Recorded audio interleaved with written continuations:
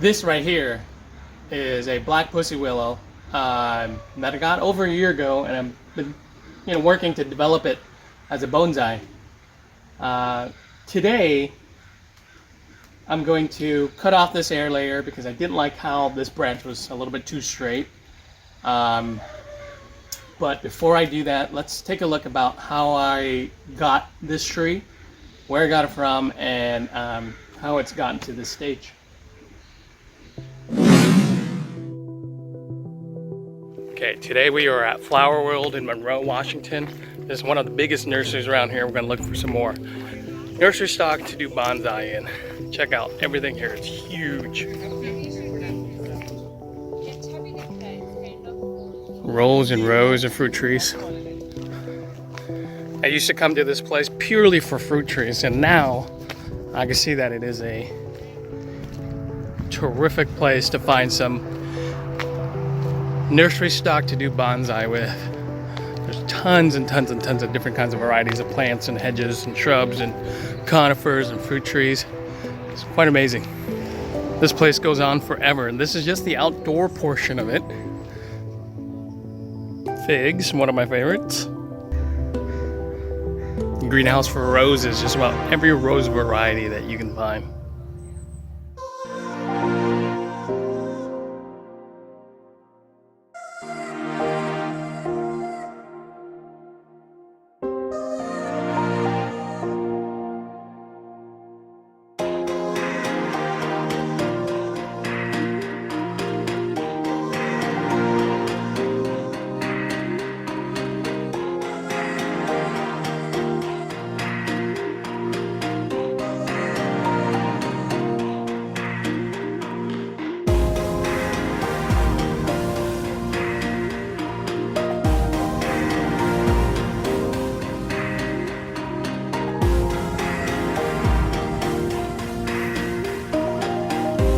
Look at these golden smooth cypress. Beautiful.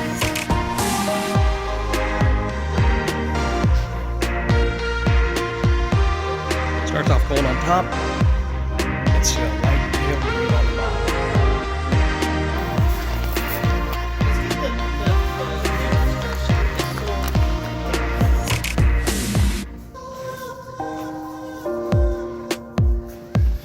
Time for maples.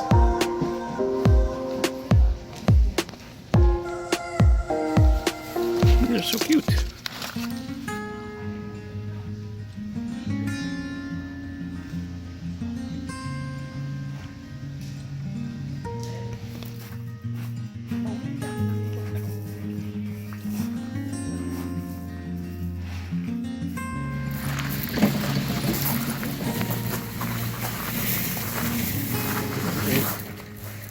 Boulevard cypress. Those are weird.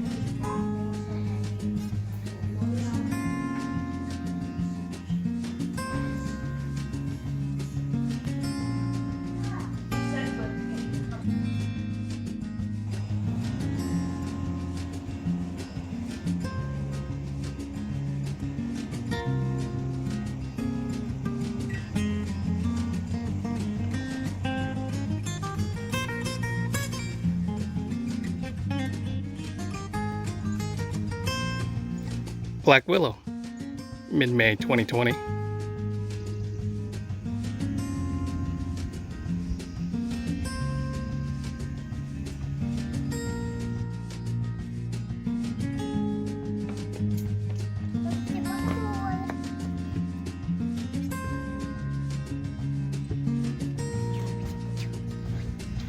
So it is very, very easy to root willow trees. I mean, they will root literally by just placing them in water, the cuttings in water, and you can make new trees very easily. So this air has been set on here for about a couple months. It does have roots in here, and I'm just kind of tired of looking at this bag, to be honest with you. So I want to cut it off and put this into some soil, probably 1 gallon, and let this develop as its own tree.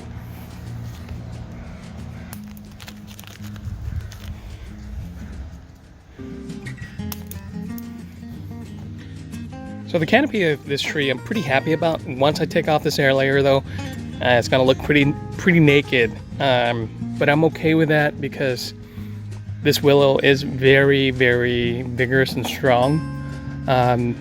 There's a couple spots on here that it's died off over the winter, and I'll show you. So right here, I have a little splitting, and then up here as well, there's some splitting that caused the branch to lose a lot of vigor. There's still a live little branch on there, but I wish it was a little bit fuller. So I'm probably going to do a little bit of pinching to get this thing to ramify a lot more, fill in that canopy. Alright, so let's unravel this thing and see what the roots look like.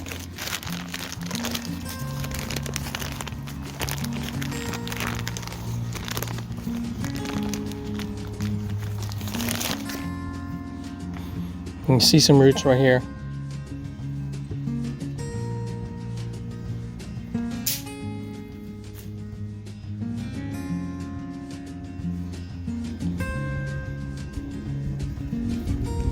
Here's a branch that was caught in that plastic. So this thing is actually attached to the tree pretty well, which tells me the roots have ingrained itself pretty deeply. Here's the other side right here. There's some roots right here.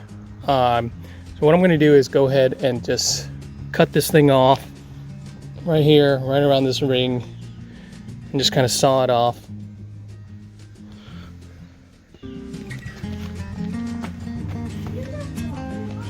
Okay, so here we go. We're going to make that cut.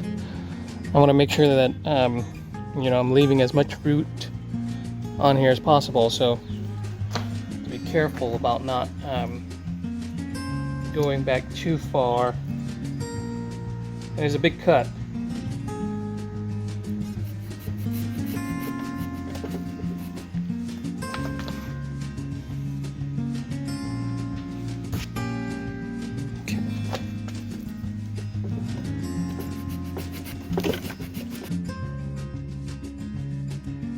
Okay, so I made it through mostly.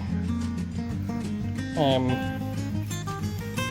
hoping that the roots are coming off of this top branch. Kind of worried that it rooted somewhere else. Looks like it kind of did. Not a ton of roots there, but you know what? These things are pretty easy to root. And I've left this branch here to fill in this area. I'll clean up and address this wound a little bit later. Okay, so that's the part that I cut off. I already actually like the tree so much better without it. And what I'll do is I'll probably sprinkle a little bit more rooting hormone on the bottom of that. Just throw it in some soil and let it sit in water. Okay, so I do think I like this a little bit better, only because now the tree does not feel like it has two trunks. And I want kind of this different tiers, I guess, which I can develop later on. So yeah, you know, it's still a work in progress, but you know, I'll do some trimming on this to get it to ramify. It has been a very wet spring here in Seattle, and I mean, it's actually been a perfect spring. I mean, it's rain, sun, but wet, wetter than usual for sure. It feels like it anyways. Anyhow, so one of the things I like to do is try to figure out if I can bonsai certain material, and you know, at the end of the day, it's like kind of like that, the way Bill Valvanis thinks. You know, it's like, what's unusual that I can try to develop as bonsai,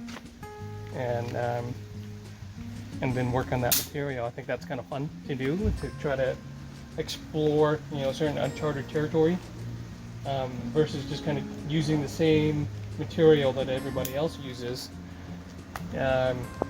which I think is a great way to start and learn. However, you know, I think working on unusual material makes it fun too, to be able to kind of, you know, do something that somebody else hasn't tried before. Not that willows are rare, but you just don't see them very often. So, you know, in later videos, I will definitely do more varieties that you usually don't see as bonsai, and you know, take it as a use me as, I guess, the guinea pig to see whether or not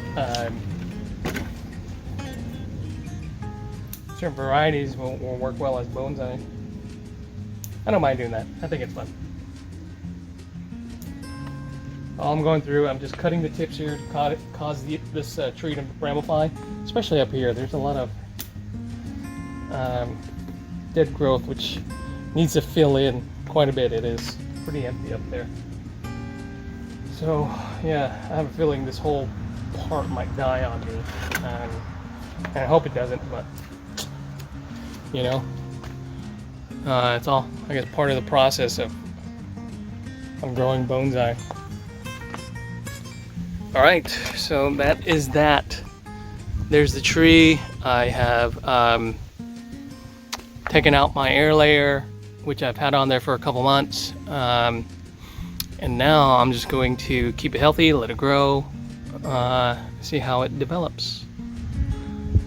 Honestly, I think it's looking kind of ugly right now, but it is still very much a tree in development. See you guys next time. I appreciate your time, and thanks for watching my videos.